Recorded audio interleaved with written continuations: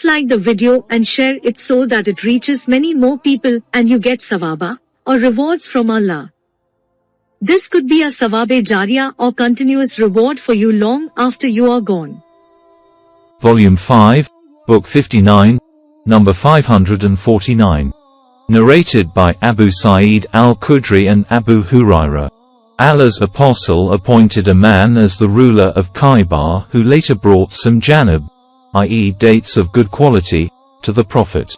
On that, Allah's apostle said to him, "Are all the dates of Khaybar like this?"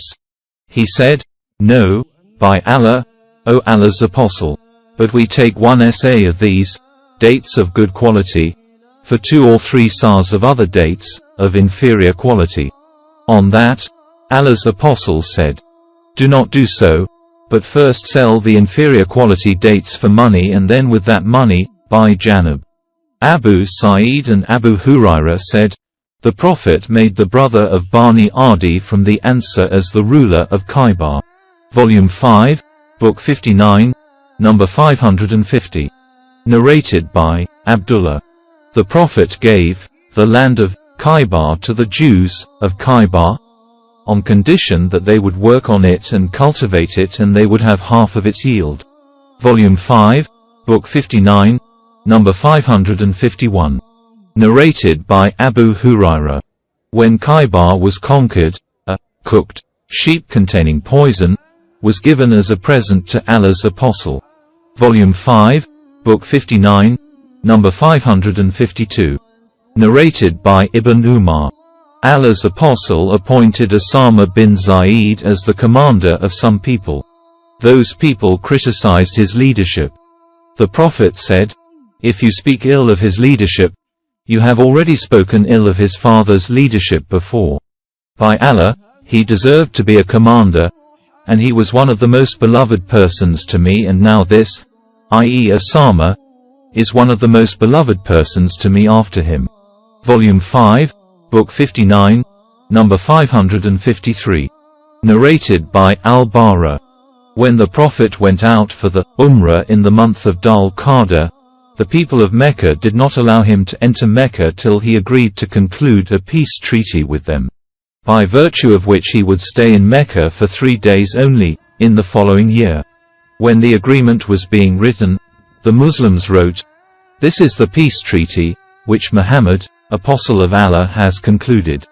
The infidels said to the Prophet, "We do not agree with you on this, for if we knew that you were apostle of Allah we would not have prevented you for anything, i.e. entering Mecca, etc. But you are Muhammad, the son of Abdullah." Then he said to Ali, "Erase the name of apostle of Allah." Ali said, "No, by Allah, I will never erase you, i.e. your name." Then Allah's apostle took the writing sheet, and he did not know a better writing, and he wrote or got it the following written: "This is the peace treaty which Muhammad, the son of Abdullah, has concluded. Muhammad should not bring arms into Mecca except sheathed swords, and should not take with him any person of the people of Mecca even if such a person wanted to follow him, and if any of his companions wants to stay in Mecca, he should not forbid him." In the next year, when the Prophet entered Mecca and the allowed period of stay elapsed, the infidels came to Ali and said, "Tell your companion, Muhammad, to go out, as the allowed period of his stay has finished." So the Prophet departed from Mecca, and the daughter of Hamza followed him shouting, "O uncle, O uncle." Ali took her by the hand and said to Fatima, "Take the daughter of your uncle." So she made her ride on her horse. When they reached Medina, Ali, Zaid and Jafar quarreled about her. Ali said, "I took her for she is the daughter of my uncle." Jafar said, "She is the daughter of my uncle and her aunt is my wife." Zaid said, "She is the daughter of my brother." On that, the Prophet gave her to her aunt and said, "The aunt is of the same status as the mother." He then said to Ali, "You are from me, and I am from you," and said to Jafar, "You resemble me in appearance and character," and said to Zaid, "You are our brother and our freed slave." Ali said to the Prophet, "Won't you marry the daughter of Hamza?" The Prophet said, "She is the daughter of my foster brother." Volume 5, Book 59, number 554. Narrated by Ibn Umar. Allah's apostle set out with the intention of performing Umrah, but the infidels of Quraysh intervened between him and the Kaaba.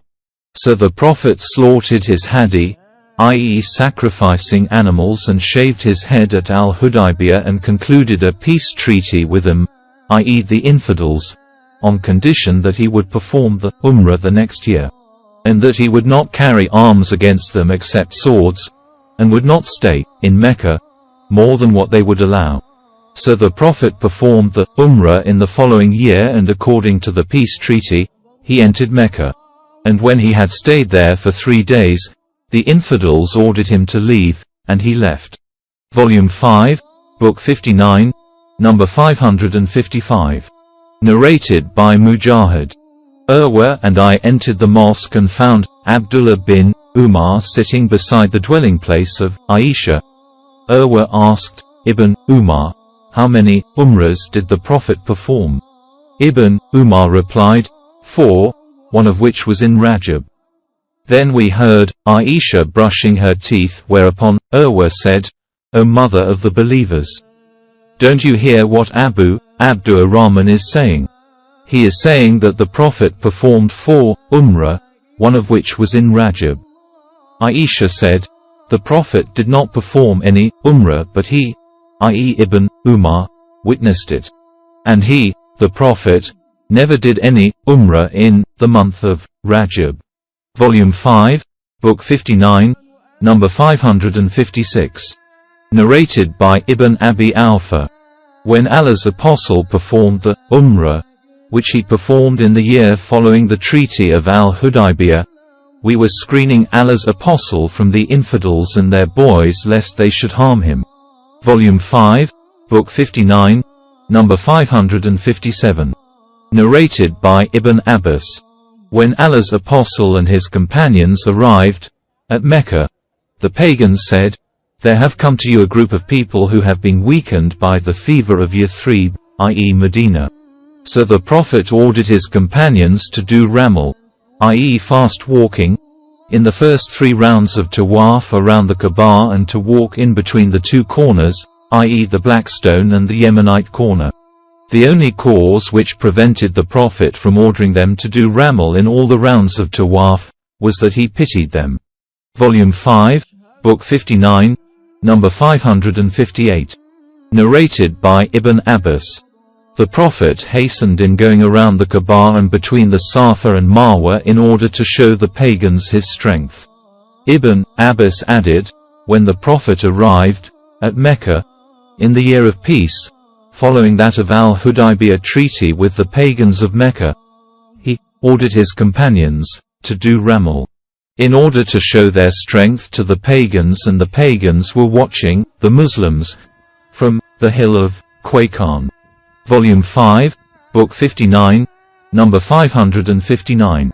Narrated by Ibn Abbas. The Prophet married Maimuna while he was in the state of Al-Ihram, but he consummated that marriage after finishing that state. Maimuna died at Saraf, i.e. a place near Mecca. Ibn Abbas added, the Prophet married Maimuna during the Umrat al-Qada, i.e. the Umrah performed in lieu of the Umrah which the Prophet could not perform because the pagans prevented him to perform the Umrah.